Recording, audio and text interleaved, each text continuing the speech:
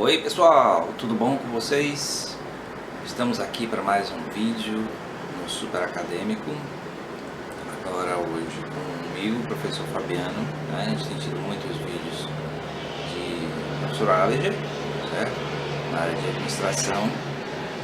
Quem está acompanhando, tem as notificações no canal, recebe também. Os meus vídeos eu estou colocado sempre na terça-feira, né? Dia de hoje. E aí vocês podem pegar e receber as notificações também, basta se inscrever e colocar, né, clicar no sininho lá. Toda terça-feira às 11 da manhã tem um vídeo novo. Hoje eu vou falar sobre um tema muito caro, a filosofia,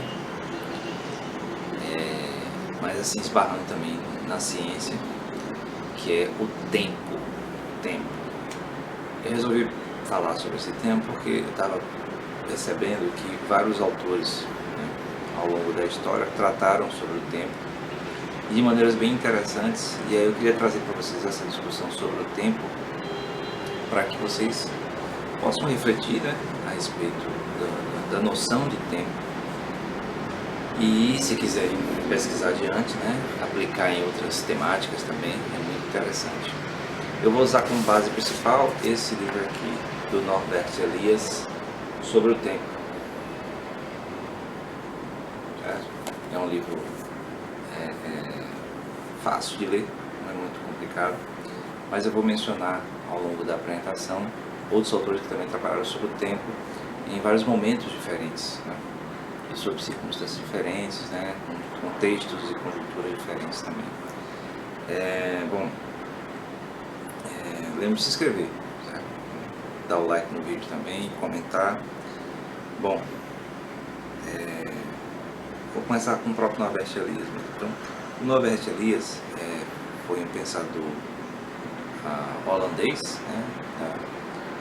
E a obra mais conhecida dele se chama O Processo Civilizatório. São 2 volumes em que ele analisa como o que pode ser chamado de espírito ocidental moderno, né? Como ele foi constituído, como ele foi formado a partir de uma série de ações, né, deliberadas ao longo da história, que foi formulando o modo de se comportar considerado correto, considerado adequado nas sociedades ocidentais, né? Por isso chama processo civilizatório ou civilizador. E ele analisa principalmente os manuais de etiqueta, mostrando como as pessoas ao longo do tempo vão aprendendo certas coisas que para nós parecem comuns, parecem bom senso, né? Porque são cotidianas, mas na verdade, se você for olhar historicamente, foram aprendidas, né? Foram construídas com o tempo. Além dessa obra, tem uma outra obra que eu acho que eu já mencionei aqui no canal, não sei, A Sociedade dos Indivíduos também, em que ele reelabora algumas coisas do processo civilizatório, dizendo que os indivíduos eles só existem dentro de uma sociedade, né? Tem a sociedade que constrói a individualidade, né, nesse sentido, não entrando muito em questões de subjetividade, mas dá para problematizar bem isso aí, a coisa do sujeito, indivíduo e o social, que está ao entorno, que constrói, que molda a pessoa. E aí aqui sobre o tempo, ele vai colocar a questão do tempo sobre um ponto de vista bem sociológico mesmo, e vai analisar como a noção que nós temos de tempo, apesar de estar ligada a um conceito, né, uma noção supostamente física, né, que é relacionada com a nossa existência vivida, né? Então a nossa percepção do tempo está ligada a uma série de coisas que não são o tempo, né? Então essa é a graça de trabalhar sobre o tempo, pensar sobre o tempo. Então ele começa inclusive falando, né, quando você não está pensando sobre o tempo, você sabe o que é, mas quando você tenta elaborar alguma coisa sobre o tempo, fica mais complicado. Então, por exemplo, a gente pensa em tempo como sendo assim, os marcadores de tempo, né? As horas, minutos, dias, meses, né? O calendário, o relógio. E esses marcadores, na verdade, eles são expressões, segundo o Elias, de convenções, né, e que não são o tempo, na verdade. Então, até a nossa apreensão da passagem do tempo, a partir de elementos da natureza, né, a passagem das estações, né, a passagem do dia, o movimento do sol, né, essas coisas assim, físicas, elas, apesar de serem expressões interpretadas pela gente como expressões do tempo, mas são também maneiras como nós aprendemos essa passagem física das coisas. Então, o tempo é uma construção muito problemática nesse sentido. E aí, retomando, né, as outras expressões sobre o tempo que foram problematizadas, assim, uma das mais antigas, apesar de não ser diretamente sobre o tempo, é do Aristóteles. Então, Aristóteles, quando vai falar de ato e potência, né, que tem um vídeo no canal falando de ato e potência, ele vai metafisicamente inserir essa noção, porque quando ele coloca a ideia de que o movimento, né, o movimento das coisas do universo está ligado a uma relação direta entre a potencialidade de um evento e esse evento estando em ato, né, esse ato e potência-ato, isso cria essa ideia, né, essa compreensão de que tudo está por vir, tudo está para vir, né, as coisas estão para vir. E quando acontece, quando estão em ato, elas se tornam, né, elas têm potencial para outras coisas. Tanto que, assim, o ser humano, ele é um potencial completo, porque está sempre incompleto, então ele está sempre potencial, está sempre a vir. Enquanto que as divindades, né, um Deus perfeito e tal, seria em ato, não tem nada a ser mudado nele, né? Essa complementaridade entre potencialidade e atualização, né, em ato e potência, cria essa impressão de passagem, certo? De realização ao longo de um período. Como eu falei, eu nunca vi mencionar a questão do tempo de fato, mas da potência dá para tirar isso aí. Depois tem o Santo Agostinho, na Idade Média. Ele vai, aí sim, na obra Confissões, ele vai trabalhar realmente sobre a noção de tempo. E aí é bem interessante que ele vai refletir sobre o tempo falando o que é hoje, o que é o ontem, o que é agora, né? O agora é esse momento agora que ele é ínfimo, agora passou. O futuro é uma expressão da imaginação, né? Da potencialidade, e ele não tem realmente uma duração, enquanto que o passado tem uma duração muito longa, mas é relativo, porque eu posso lembrar agora de uma coisa 1 minuto atrás, como eu posso lembrar de uma coisa de 10 anos, de 20 anos atrás, né? E ao mesmo tempo eu posso lembrar ou saber historicamente de uma coisa que aconteceu há 1000, 2000 anos atrás. Então, essa apreensão da temporalidade está muito ligada a como o sujeito vivencia aquilo ali. E aí é interessante que ele vai construir a argumentação dele para chegar na ideia de que o tempo existe, né, a partir do momento em que Deus pronuncia a primeira palavra que dá origem ao mundo, né? É por isso que, nesse caso, ele analisando o texto bíblico, né, tudo começa quando há a palavra. Então, a primeira coisa foi ser. Então, antes da criação da luz, da escuridão, né, antes de qualquer coisa houve a palavra. E aí é bem interessante, porque a nossa apreensão sobre temporalidade está ligada a isso, que é uma coisa que o Elias fala também. Então, a gente se conecta com a realidade vivida a partir dessa apreensão do tempo, que está ligada à maneira como a gente se insere, né, na realidade pela palavra, pela linguagem. Porque, assim, se não há uma compreensão sobre a temporalidade de forma linguística, não há a temporalidade para quem está refletindo sobre isso. É até por isso que, por exemplo, no mundo manicomial, né, uma das maneiras de se verificar a maior ou menor lucidez de alguém que tem algum problema psiquiátrico, né, alguma patologia, uma psicopatologia, é ver se a pessoa tem noção de tempo, né, em que ano você está, né, que dia é hoje.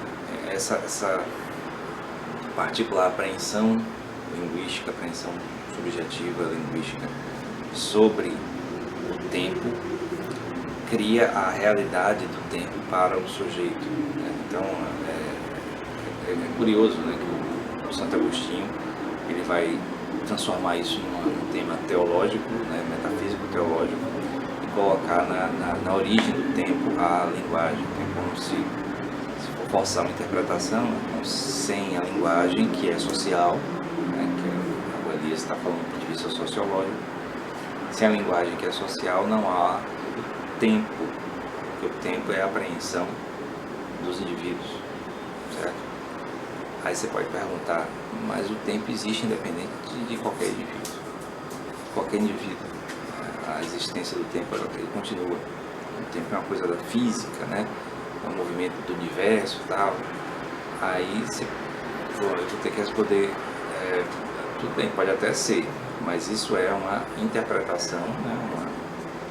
Uma colocação linguística sobre a compreensão do universo. Então, para o universo, supondo que o universo não seja um ente consciente, não faz diferença a nossa apreensão do tempo dele. Então, se eu estou aqui hoje em 2020, né, falando sobre isso aqui, um universo com um ente, uma noção cósmica, de bilhões de anos, não sei qual a idade exata do universo, acho que são bilhões de anos, para ele não faz diferença. Sei lá no começo dele, no Big Bang, ou sei lá do fim dele, quando acontecer, não tem noção. É por isso que é assim, interessante quando se pensa em temporalidade. E aí quando insere nessa noção de temporalidade a ideia de eternidade, como é muito típico das metafísicas teológicas, né? A eternidade ela está fora do tempo, então não é uma duração, né?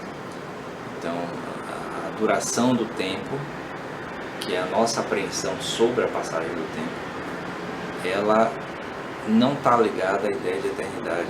A eternidade é uma coisa fora do tempo, então a gente não consegue conceber uma coisa fora do tempo a não ser pensando em uma durabilidade muito longa. Então, Deus é eterno. Isso quer dizer o quê? Que ele é muito velho, ele é tão antigo quanto o universo. Não faz sentido, ele está fora do tempo. Então não dá para pensar dessa maneira quando você pensa essa relação do tempo e a concepção da noção de eternidade. É a mesma coisa de infinito, né? Tentar pensar sobre o infinito, a gente concebe uma coisa infinita, mas a gente pensa o infinito como sendo alguma coisa de longa duração, que vai durar para sempre, mas essa noção de durar para sempre não faz sentido, porque na verdade a noção está fora da noção de tempo. Então você vê que cria essa confusão quando se fala.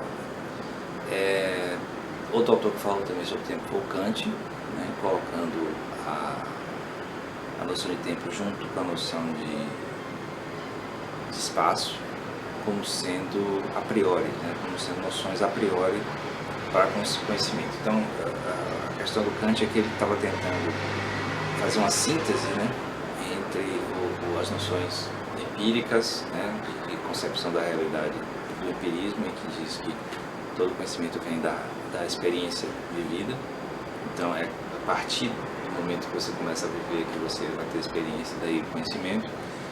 E as concepções racionalistas, em que tem a aula do empirismo racionalista também, viu? Veja lá que eu falo de Descartes e Bacon. Na concepção racionalista o conhecimento vem da razão, certo? Independente da experiência, né, vivida, experiência empírica. E ele vai tentar meio que sintetizar, fundir isso aí colocando a ideia de a priori, né? Coisas que são conhecimentos anterior à experiência. E aí ele coloca o espaço e o tempo como sendo isso, como sendo conhecimentos a priori. Não dá para apontar exatamente como é que ele raciocinou sobre isso, né? Eu não tenho tanto conhecimento da obra de Kant, né? De pouco Kant, mas dá a entender que ele está tentando estabelecer uma espécie de, proto-existencialismo, em que a noção de tempo e de espaço, né, existe e é percebida pelo sujeito antes dele pensar a respeito disso. Aí fica a discussão sobre isso, né?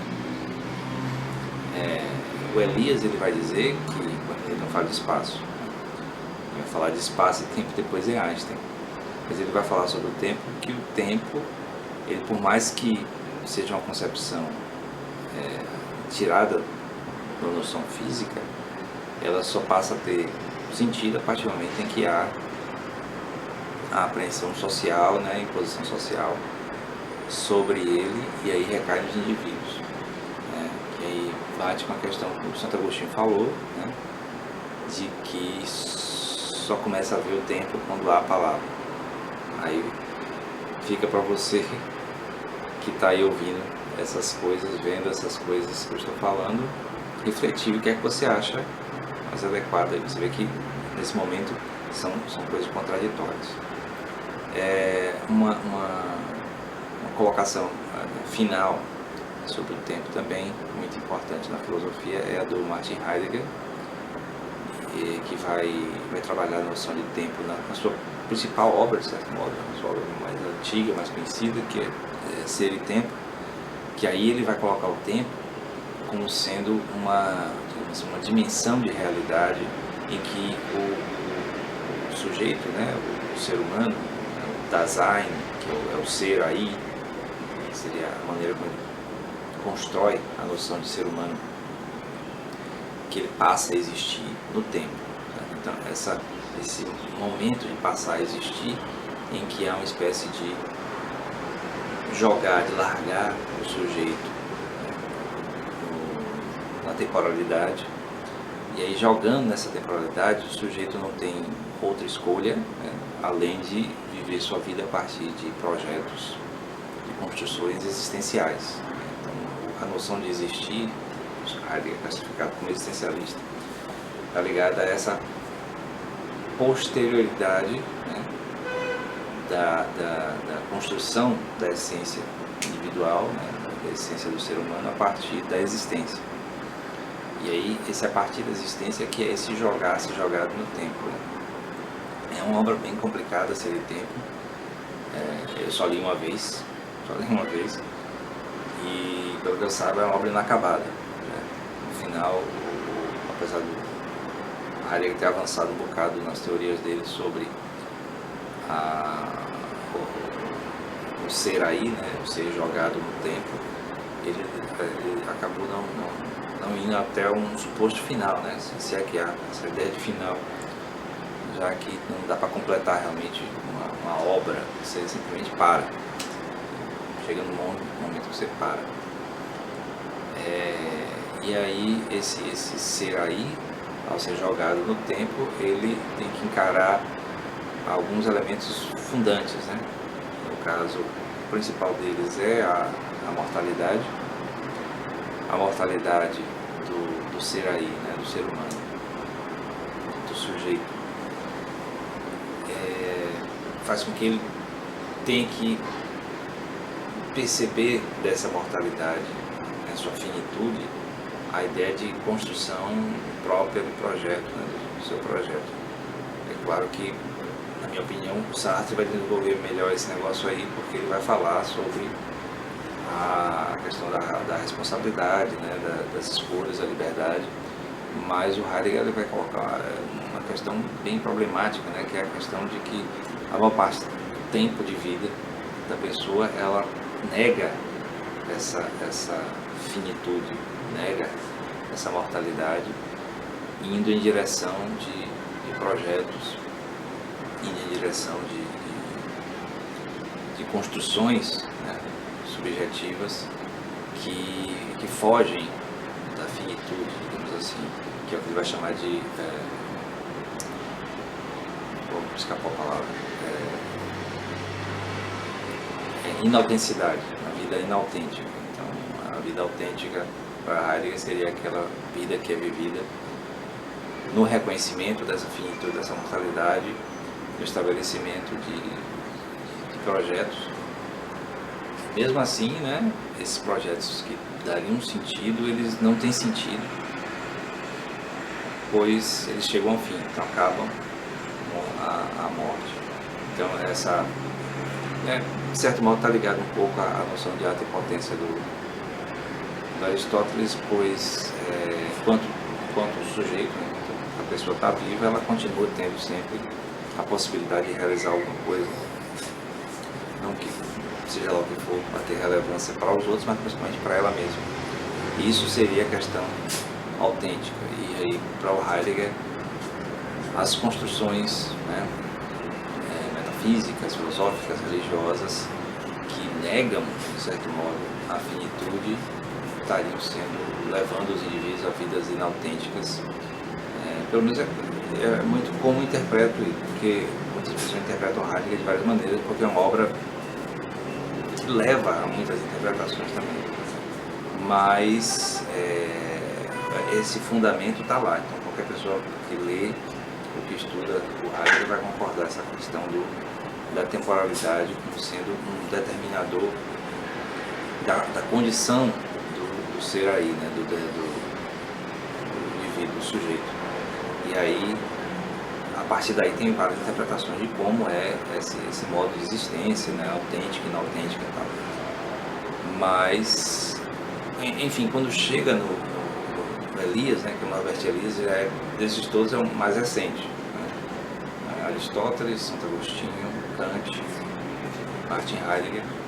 Eles vão falar sobre o tempo de várias maneiras, algumas maneiras que se complementam, outras que se divergem, mas aí quando chega no Elias, o Elias ele vai trazer essa questão da imposição do tempo como sendo uma questão social, né, sociológica. Não haveria realmente uma individualidade, uma individualidade do tempo, né? A apreensão individual existe por causa do contexto social. Então, por exemplo, a percepção dos dias longos ou dias curtos, da hora, os momentos, né, do que fazer de cada coisa. Eu vou trazer até um exemplo da literatura para mostrar como a apreensão sobre o tempo é bem relativa a uma época, a um contexto social. E essa apreensão que é social, ela apesar de haver uma conexão de referência à ideia física do tempo, de passagem do tempo, que quando a gente passa pelo Einstein, por exemplo, né, o Einstein vai falar de tempo como sendo uma propriedade universal, um resultado da ação da gravidade. Né? Então, por mais assim quem entenda sobre isso, a questão do espaço-tempo moldado pela gravidade e tal, como se dá a apreensão do indivíduo na sociedade é diferente. Né? Então, por exemplo, digamos que eu agora seja transportado para um planeta cuja o efeito gravitacional do local seja completamente diferente da Terra. Então, o tempo funcionaria diferente, né? Mas em relação à Terra, então, para mim, ia fazer muita diferença. Né?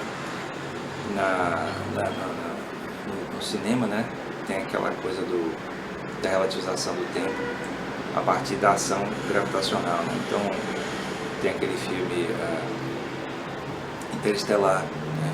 Tem aquela... Eu recomendo gostar de ficção científica bem feita. Tem a questão uma equipe, né, que se divide, uma equipe vai se aproximar muito de um buraco negro, que é uma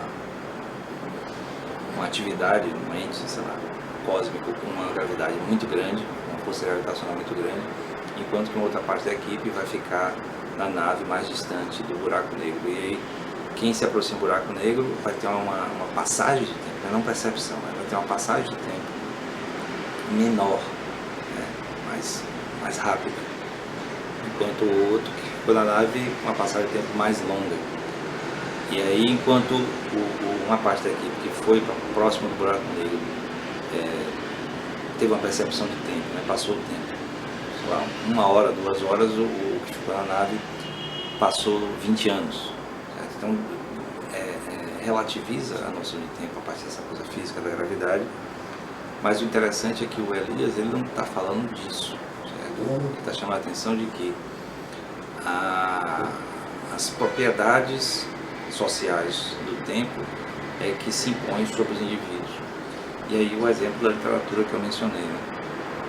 Hoje em dia, né, a gente acha comum as pessoas, né, acordarem em um certo horário, fazerem uma refeição, né, entre, sei lá, 7, 8 horas da manhã, aí quando chega na metade do dia, né, meio-dia, 1 hora da tarde, tem o horário do almoço, e aí avança pela tarde, chega à noite e faz uma outra refeição, que é a janta, antes do horário de dormir, sendo que os nutricionistas recomendam que não sejam só 3 refeições por dia, né? Sejam 6 refeições por dia, né? 6 ou 5, com intervalos menores. Então, café da manhã, um lanche no meio da manhã, um almoço, um lanche no meio da tarde e a janta, assim.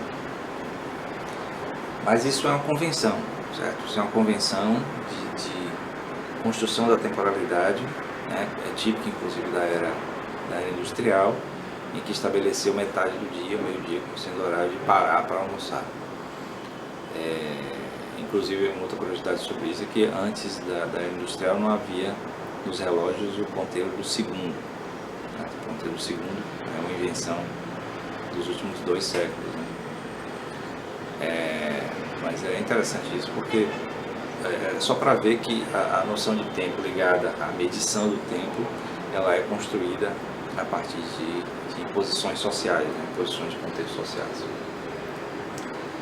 Então, na obra de Honoré de Balzac, Eugênia Grandet,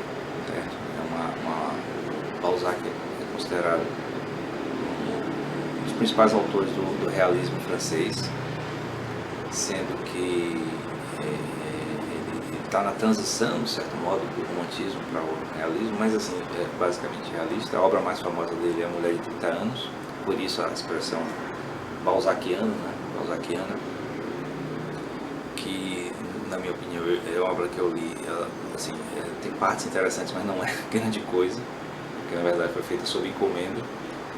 Os editores pediram para ele fazer um romance sobre aquilo ali, aí pegou e emendou um bocado de coisa que ele já tinha.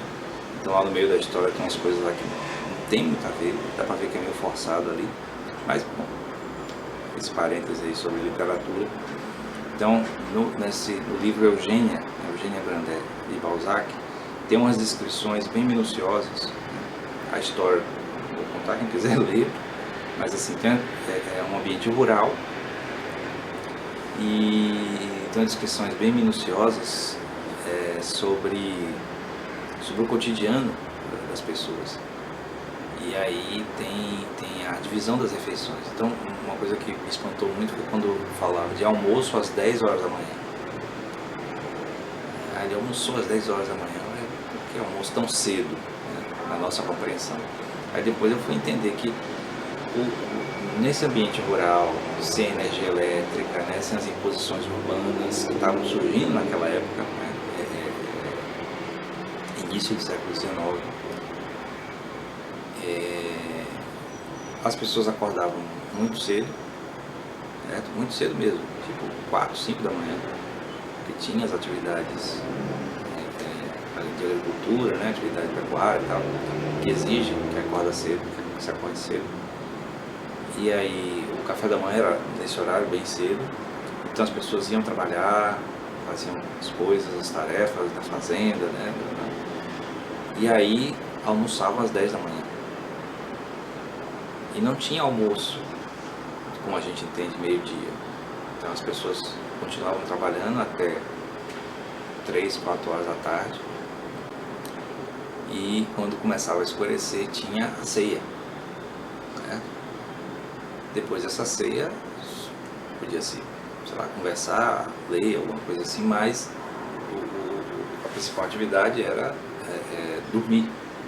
Porque se as pessoas acordam 4 horas da manhã para as atividades de fazenda, almoçam 10, continuam trabalhando pela tarde, né, pelo resto do que a gente chama de manhã hoje, pela tarde, terminando as atividades quando começa a escurecer, e aí fazendo a ceia. Depois, quando dá 7 horas, 8 horas já está escuro, né, para depender da época do ano, escurece mais cedo, mais tarde, só resta dormir, certo? A nossa apreensão do tempo hoje é bem diferente, certo? Então hoje quando alguém vai dormir 10 horas da noite, 11 horas da noite, acha cedo, certo? As televisões antigamente ficavam ligadas até 10, 11 horas, ligadas no sentido de ter programação, e depois saia do ar, voltava ao ar de manhã cedo. Hoje em dia não, fica tudo 24 horas, Então a percepção do tempo, a noção do tempo, a construção da ideia de tempo, ela vai sendo moldada de acordo com o contexto, certo? Então esse comparativo tirado da literatura, que assim, é minucioso no sentido de que não é a coisa principal da história, então é uma descrição realmente do momento, como eu descrever hoje em dia no romance, que o personagem acordou meio-dia de ressaca e tal, e aí passou a noite toda em festa. Ninguém vai questionar muito, porque é uma coisa que se faz, as pessoas fazem. Bom, o que eu tinha para falar sobre o tempo nesse momento é isso, né? Eu espero que tenha despertado interesse de você para refletir sobre isso, ou colocar essa reflexão em outros estudos, outras reflexões, porque é uma coisa que é abrangente, né? É instigante, é problemático. E, bom, eu recomendo a leitura, né, sobre o tempo. Se você quiser encarar também, ser tempo também é uma leitura interessante, mas é pesado, né? Já o Confissões do Santo Agostinho é bem leve, é bem tranquilo. E tem a Metafísica do Aristóteles, fala do ato de potência, né? A obra metafísica. Do Kant seria Crítica da Razão Prática, se eu não me engano. Não sei, como eu falei, eu não conheço tanto a obra do Kant. Bom, mas é isso. E do Balzac eu já mencionei a obra nas recomendações aqui. Não se esqueça de dar o like, né? Me seguir em redes sociais, está aí na descrição. Pode acessar meus livros também, os livros à venda, os livros gratuitos. E até a próxima aula. Valeu.